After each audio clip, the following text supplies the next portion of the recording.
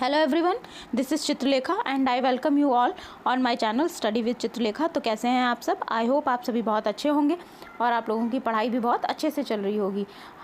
यदि आप चैनल पर पहली बार आए हैं तो चैनल को सब्सक्राइब कर लीजिए, वीडियो को लाइक कर दीजिएगा, वीडियो पसंद आएगा तो दोस्तों के साथ शेयर भी करिए और बेल आइकन प्रेस कर दीजिए जिससे कि आने वाले सभी वीडियोस की जानकारी आप तक सबसे पहले पहुंचे। आज की क्लास में हम लोग जो करने वाले हैं वो मगध साम्राज्य के क्वेश्चंस करने वाले हैं। इसके पहले की क्लास में मैंने आपको 20 क्वेश्चंस करवाए थे और आप लोगों का वो जो वीडियो पर रिस्पॉन्स आया, बहुत अच्छा रिस्पांस आप लोगों ने दिया, इसके लिए आप लोगों का बहुत बहुत थैंक यू, धन्यवाद। और आगे की क्लासेस में, आगे की वीडियोस में मैं आपके लोगों के लिए अच्छे से अच्छा कंटेंट लेकर के आती रहूँगी। ऐसा मेरा प्रयास हमेशा बना रहेगा। मुझे सपोर्ट करिए, वीडियो को लाइक, शेयर और सब्सक्राइब करिए। तो चलिए जल्दी से हम आज की क्लास शुरू करते हैं। तो उस दिन हमने 20 क्वेश्चंस किए थे। यदि किसी ने इससे पहले वाली क्लास के क्वेश्चंस नहीं देखे हैं तो आप लोगों को मैं सजेस्ट करूंगी उस क्लास के क्वेश्चंस भी देख लीजिएगा। बहुत इंपॉर्टेंट क्वेश्चन है, पूछे जाते हैं एग्जाम्स में। तो आज हम 21 नंबर से शुरू करने वाले हैं। तो चलिए हम अपनी क्लास को शुरू करते हैं।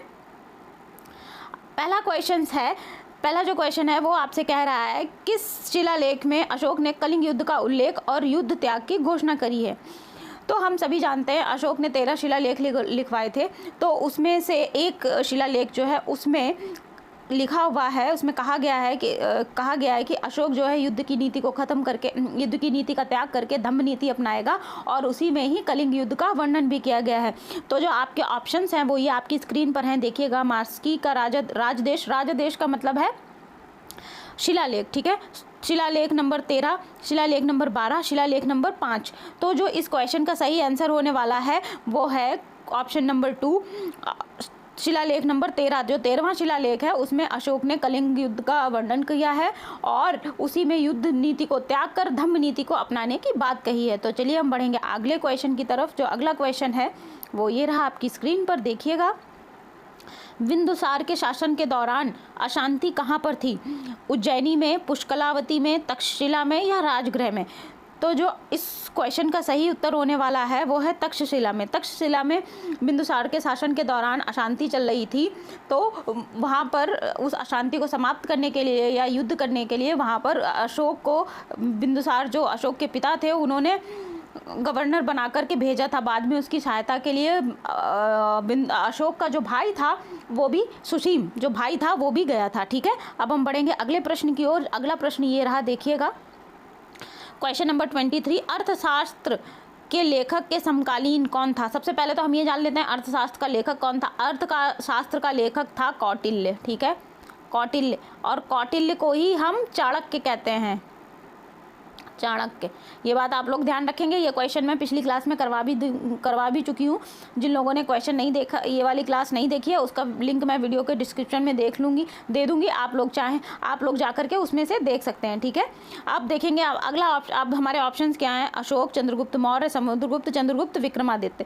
तो क्वेश्चन नंबर 3 का जो ऑप्शन करेक्ट होने वाला है वो है चंद्रगुप्त मौर्य। चंद्रगुप्त मौर्य के समकालीन चाणक्य थे। चाणक्य की सहायता से ही चंद्रगुप्त मौर्य ने जो घनानंद था, नंद वंश का राजा था, आखिरी राजा था, उसको पदस्थ करके मौर्य वंश की स्थापना की थी, ठीक है। अब अगला क्वेश्चन देखेंगे। सातवाहन का सबसे बड़ा शासक कौन था? सातवाहन वंश की बात कर रहे हैं। तो आपके ऑप्शन है सातकर्णी प्रथम, गौतमीपुत्र सातकर्णी, सिमुक या हाल, ठीक है। तो जो इस क्वेश्चन का आंसर होने वाला है वो है गौतमीपुत्र सातकर्णी। गौतमीपुत्र सातकर्णी सातवाहन वंश का सबसे प्रतापी राजा था और सातवाहन वंश की स्थापना सिमुक ने की थी, ठीक है। कभी क्वेश्चन में ये भी पूछ दिया जाता है तो सिमुक ने सातवाहन वंश की स्थापना की थी। अब चलते हैं अगले क्वेश्चन पर। क्वेश्चन नंबर 25 देखिएगा। चंद्रगुप्त मौर्य ने अपने अंतिम दिन कहाँ व्यतीत किए? पाटलिपुत्र में, थानेश्वर में, कांची में या श्रवणबेलगोला में? तो आप लोग मुझे कमेंट सेक्शन में बताइएगा कि आप लोगों के क्वेश्चंस कितने सही हो रहे हैं। आप लोग अपना स्कोर मुझे कमेंट सेक्शन में मैसेज करके ज़रूर बताइएगा और आप लोगों को वीडियो कैसी लग रही है ये भी मुझे ज़रूर से बताइएगा। वीडियो अगर पसंद आएगी तो उसको लाइक ज़रूर करिएगा, उससे मुझे पता चलेगा कि मैं आप लोगों के लिए कैसा कंटेंट लेकर के आ रही हूँ। तो अब देखिएगा, जो इसका क्वेश्चन नंबर 25 का ऑप्शन करेक्ट है वो है श्रवणबेलगोला। चंद्रगुप्त मौर्य जैन धर्म के अनुयायी थे, उन्होंने जैन धर्म को अपना लिया। उसके बाद अपना जो राजपाट था, शासन था मगध साम्राज्य का, वो अपने पुत्र बिंदुसार को सौंपकर उन्होंने वो श्रवणबेलगोला चले गए और उन्होंने वहाँ पर संलेखना विधि के द्वारा अपना शरीर त्याग किया था। ठीक है, तो अब हम बढ़ेंगे आगे अगले क्वेश्चन पर, क्वेश्चन नंबर 26। तो क्वेश्चन नंबर 26 आपसे कह रहा है निम्नलिखित में से कौन शासक कुषाण वंश से था। तो हमें बताना है, ऑप्शन ये रहे विक्रमादित्य, दंतिदुर्ग, कणफिशेस प्रथम या पुष्यमित्र।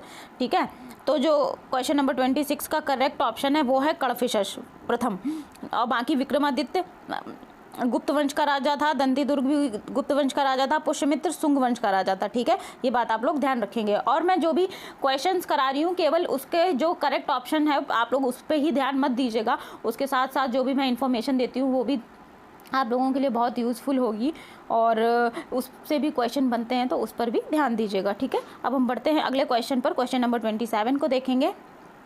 सातवाहन साम्राज्य के संस्थापक कौन थे, कान्हा, सिमुक, हाल या गौतमीपुत्र। अभी मैंने आप लोगों को पिछले ही क्वेश्चन में बताया था कि भाई सातवाहन वंश का संस्थापक कौन था, सिमुक था। सिमुक ने सातवाहन वंश की स्थापना की थी। तो क्वेश्चन नंबर 27 का जो करेक्ट ऑप्शन है वो है ऑप्शन नंबर 2। गांधार कला किन दो कलाओं का संयोजन है, हिंद रोमन, हिंद यूनानी, हिंद इस्लामिक या हिंद चीनी।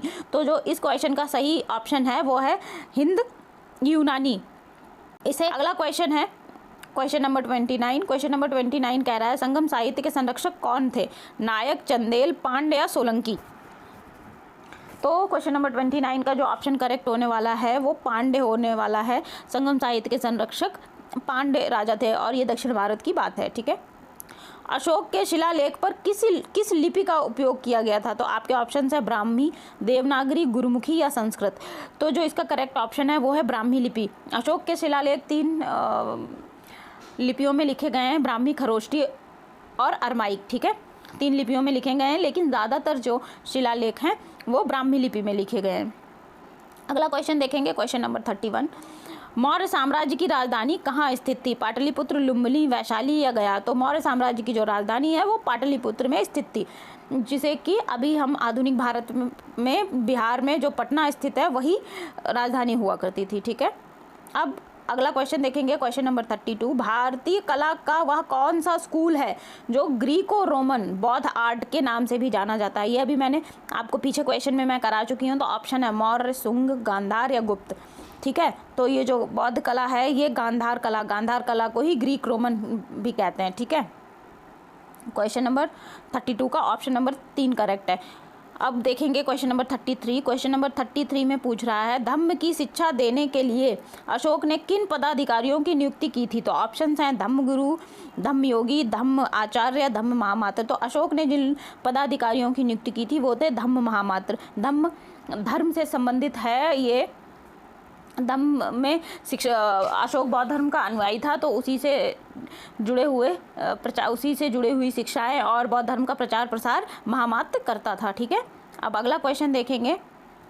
संगम युग का तोलक्का पीएम डैश कह रहा है साहित्य का सबसे बड़ा कार्य है।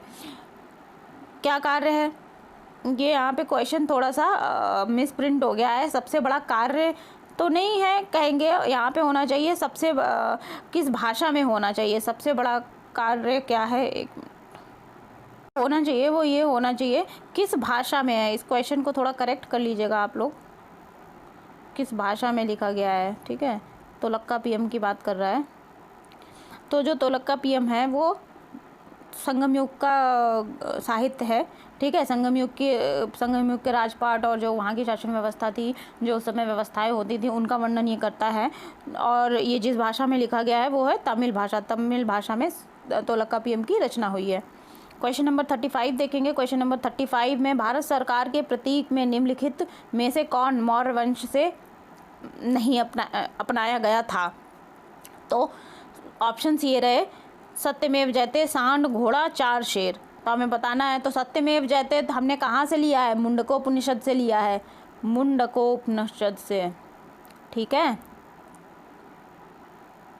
और ये मैं आप लोगों को वैदिक सभ्यता के जो क्वेश्चन करवाए हैं उसमें मैं करवा भी चुकी हूँ कि सत्यमेव जयते मुंडकोपनिषद से लिया गया है, सांड, घोड़ा और 4 शेर। तो जो ये अशोक का स्तंभ लेख है, अशोक का स्तंभ लेख वहाँ से लिए गए हैं। ठीक है, तो जो करेक्ट ऑप्शन होने वाला है आपका जो करेक्ट ऑप्शन होने वाला है आपका इस क्वेश्चन का वो होने वाला है सत्यमेव जयते। और ये भी ध्यान रखिएगा, ये क्वेश्चन में नहीं पर कर लीजिएगा टिक। ओके, क्वेश्चन नंबर 36 देखेंगे। नंद वंश का संस्थापक कौन था? नंद राजवंश का संस्थापक, ये मैं पहले अभी मैं बता चुकी हूँ पिछले क्वेश्चन में कि नंद वंश का संस्थापक कौन था? धनानंद, महेंद्र, महापद्म नंद या गजानंद? तो नंद वंश का संस्थापक जो था ऑप्शन नंबर इसका करेक्ट होगा ऑप्शन नंबर 3, महापद्म नंद ने नंद वंश की स्थापना की थी। निम्नलिखित शासकों में से अगला क्वेश्चन हम देख रहे हैं, क्वेश्चन नंबर 37। निम्नलिखित शासकों में से किसके लिए एका ब्राह्मण प्रयुक्त हुआ है? खारवेल, सुशर्मन, पुष्यमित्र शुंग या गौतमीपुत्र सातकर्णी? तो जो इसका सही आंसर होने वाला है वो है गौतमीपुत्र सातकर्णी। इसके लिए एका ब्राह्मण शब्द प्रयुक्त हुआ है। ग्रीक, जिन्हें हम यूनानी बोलते हैं, लेखकों द्वारा अग्रमीज या जैंड्रमीज किसे कहा गया? अजातशत्रु, कालाशोक, महापद्म नंद या धनानंद? तो इसका जो ऑप्शन सही होने वाला है वो है धनानंद। जो ग्रीक यूनानी लेखक थे उन्होंने धनानंद को ही अग्रमीज कहा था। ठीक है, अगले क्वेश्चन की तरफ बढ़ेंगे। Question number 39।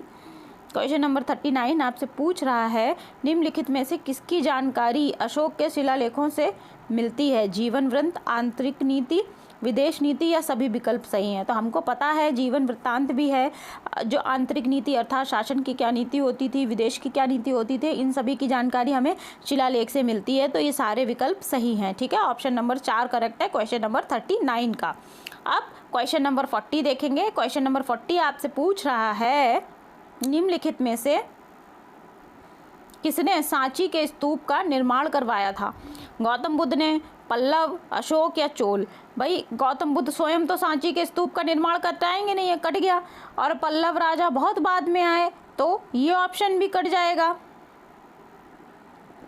और चोल भी कट जाएगा। सांची के स्तूप का निर्माण करवाया था अशोक ने। ठीक है, आज की क्लास में हम ये 20 क्वेश्चन ही करेंगे। इसके बाद की क्लास जो वीडियो मैं लेकर के आऊँगी मगध साम्राज्य से जुड़े हुए बाकी के क्वेश्चन हम उसमें ख़त्म करेंगे। तो आप लोगों को ये क्लास कैसी लगी है कमेंट सेक्शन में मुझे ज़रूर बताइएगा। आप लोगों का स्कोर कितना रहा ये भी मुझे बताइएगा, जिससे कि मुझे पता चलेगा कि हाँ जो कंटेंट मैं आप लोगों को दे रही हूँ वो आप लोगों के लिए बेनिफिशियल हो रहा है नहीं हो रहा है। आप लोग नोट्स बनाते चलिए, यदि नोट्स नहीं बना रहे हैं तो वीडियो को बार बार रिवाइज़ करिए, जिससे कि क्वेश्चन आप लोगों को लर्न हो जाएँ, याद हो जाएँ। और ये क्वेश्चन एग्जाम में बहुत पूछे जाते हैं, बार बार रिपीट होते हैं, तो आप लोगों क्वेश्चंस को बहुत ध्यान से पढ़िएगा। वीडियो को लाइक करिए, शेयर करिए और हाँ चैनल को ज़रूर से सब्सक्राइब करिए। आप लोगों के इस सपोर्ट से मुझे मोटिवेशन मिलेगा, जिससे कि मैं बढ़िया से बढ़िया कंटेंट आप लोगों के लिए जल्दी से जल्दी लेकर के आऊँगी। तब तक के लिए खुश रहिए, मस्त रहिए और हाँ पढ़ते ज़रूर रहिए। Thank you so much.